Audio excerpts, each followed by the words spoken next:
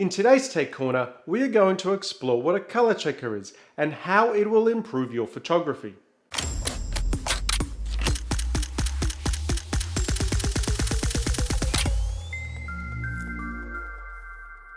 Every camera manufacturer uses a slightly different sensor, which in turn has a slight color cast. Some a little into red and some a little into green. So just like you hopefully color calibrate your monitor, you should also color calibrate your camera.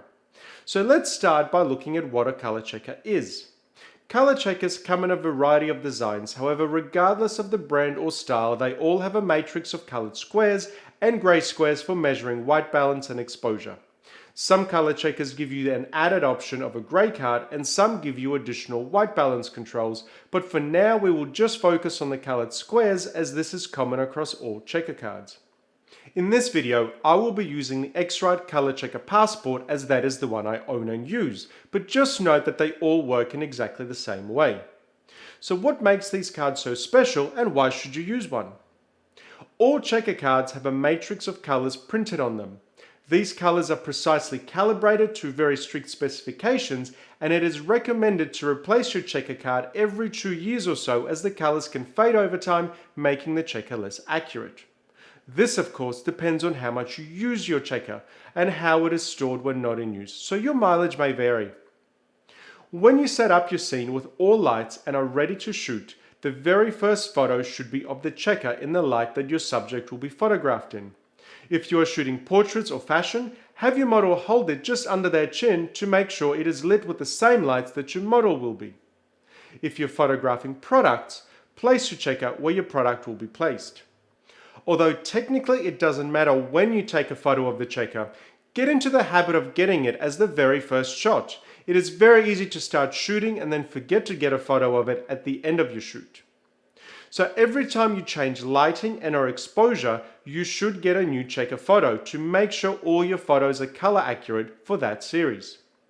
Once your shoot is over and you are ready to edit your images, the first thing you need to do is create a color profile from the checker photos you have from your shoot.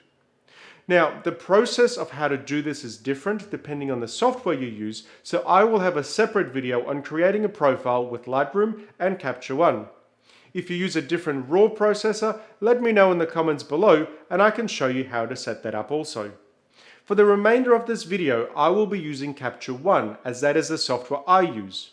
If you are interested in having a play with Capture One, I will leave a link in the description below where you can download a 30-day free trial.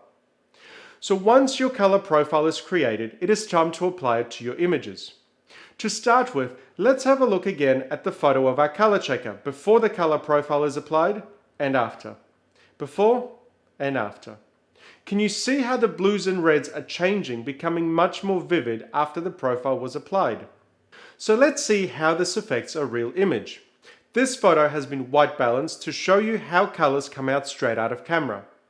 Pay attention to the pink hat. The hat was a crazy vivid pink color on set, and although it looks very pink here, it doesn't really do it justice. Had this been a fashion shoot for the hat designer, the client may be a little disappointed with how subdued the hat looks. Now let's apply the color profile we created earlier. Look at how the colors pop and how vivid the hat looks. These two images are edited exactly the same way, with the only difference being a custom color profile applied to the second image. You can see a slight color shift across the entire image, but have a look at the hat. This is exactly how it looked in real life. The color checker can literally be the difference between your client being disappointed and never booking you again and booking you for every single campaign they have. Using a color checker not only takes the guesswork out of trying to maintain accurate colors, but it also takes a second to apply. I'm sure if you spend long enough tweaking color curves, you could get close to this, but after spending a significant amount of time, it would never be perfect. Adding a color checker to your workflow does require a small investment. However, the time saving you get as a result will have the color checker pay for itself many times over. So if you are a professional photographer getting paid for your work, or a hobbyist who takes pride in the images they produce, using a color checker is just as important as having good lighting.